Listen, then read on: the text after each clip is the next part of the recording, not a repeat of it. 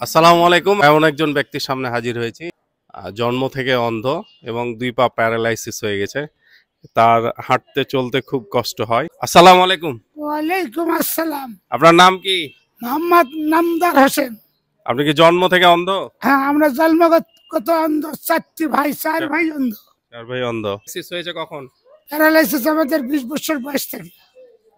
আপনার দেশের বাড়ি কোথায়? দেশের বাড়ি বানেশ্বর, হাটশিবপুর, জাগিরপাড়া, থানা পুটিয়া, জেলার। আমাদের ভিক্ষাতে চলে না, আমার বাড়ি এলে ইয়ার কাজ কাম করে।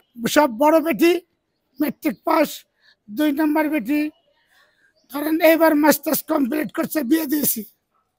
আচ্ছা আচ্ছা। আচ্ছা, ৩ নম্বর বেটি ইংলিশে পড়তেছে, বিয়ে ইংলিশে অনার্স।